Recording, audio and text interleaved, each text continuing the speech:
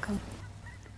Carl Sagan once said, in order to make an apple pie from scratch, you would first have to create the universe.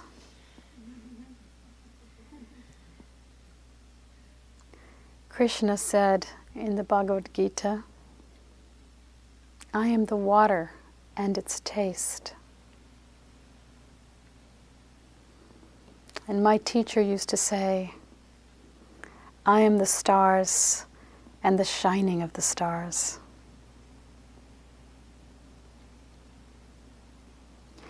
Knowing our own nature, we are the nature of all.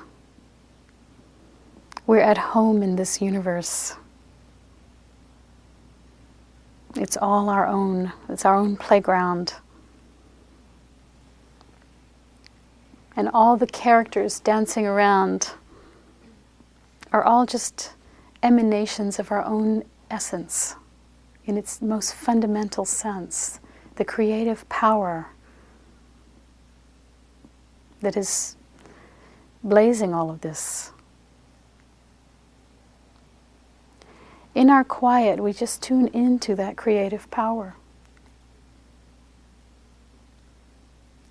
We cease the illusory obsession with the one who thinks they're doing this.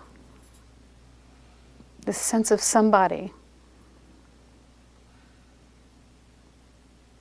who thinks they're somehow influencing.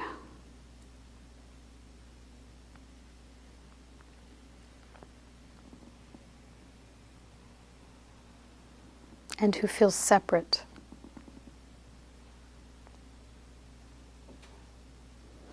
In the absence of this belief, there is just this being the water and the taste of the water,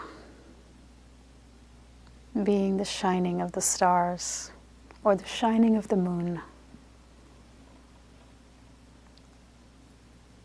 being all.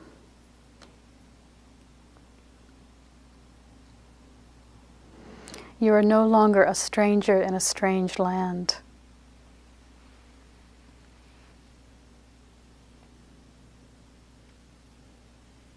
You are completely at home, wherever you are, and with whomever you find yourself in company with. It takes nothing to realize this, and I mean nothing.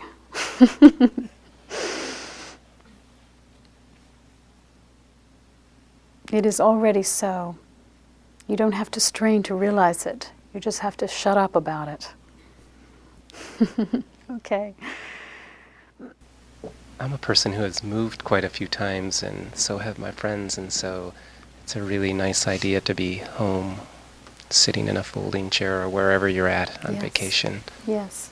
It seems people will both move to change their circumstance, whether it's a job change, but they really feel like they go to a new place and really feel more at home there. So I guess my question about your idea is, should you just make more of an effort to just be really content being where you are, or is there value in trying to move to a better circumstance, a new home in the Pacific Northwest or wherever you want to move to?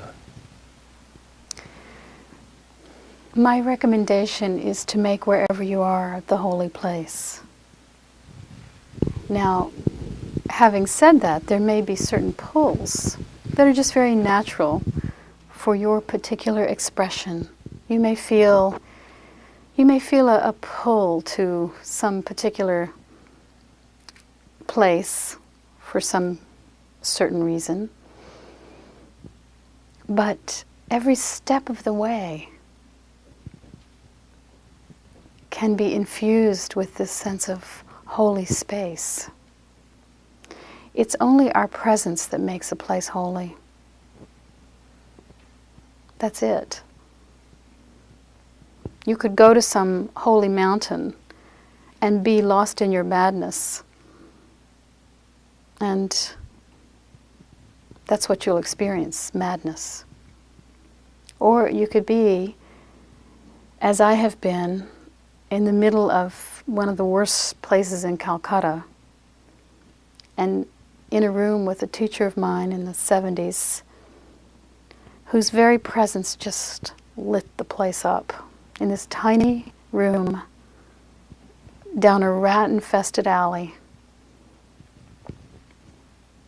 And all these many, many years later, when I think about that place and about her, I feel light. I feel like this infusion of light, one of the most holy experiences. It's only our presence that gives this. I've had a meditative practice for probably over 30 years, and I'm stuck. Say again, you've had a meditative experience tradition for 30 years, and I spent 20 years of it by myself. I meditated every day, twice a day for 20 years or so, and I've got to a point where I'm really stuck, and I feel I am home wherever I go. I can go wherever I am, I'm home, and that's okay, and I continue to do my practice all the time. And the more I become focused in the present, the more I become aware of how absolutely extraordinarily monkey mind busy I am. And rather than getting a sense of joy that I'm getting more in the present, I'm constantly distracted by how much I'm not in the present. And it's sort of this cyclical wheel that I'm sort of stuck in. And I suppose I could experience the dissatisfaction of being in monkey mind, if one wants to do that, because that's what's going on. But I feel like the more I'm becoming aware of the present, the more I'm becoming aware of how much I'm not there. And that's really become a real difficulty for me. Even though I feel joy, more joy than probably I've ever felt in my life, I feel stuck in this place. Because the more I'm focused, the more I'm aware how much I drift. And I drift a lot. And I'm beginning to think that I'm really stupid. And since I don't have a teacher or anything, I'm trying to check in with people to make sure that I'm really not stupid, that maybe I'm okay. Because my mind, even though I've meditated twice a day for 30 years, and really constantly am trying to focus on being there, it goes. Yeah, minds do that. They do. So even teachers' minds do this. Absolutely. And it's your mind will come up with that dribble then. Yes. Well, that makes me feel better.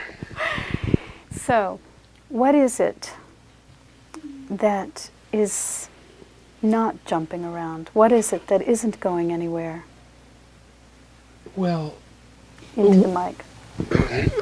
Obviously, when I'm clear in my practice, I'm just there, and that's all I am. Forget practice right now. Right. What is it? Let's say we welcome the monkey mind, so-called. All the thoughts, the conditioned arisings of thoughts, we welcome. Fine. And there's also something else, something bigger, something more quiet, that is not jumping, is not mind at all.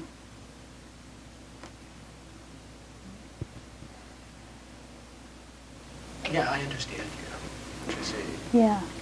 So this is all you have to recognize, only that. And you don't have to bother about what the mind does. So just continue to let it go. Yeah, let it do whatever let it come back needs. in.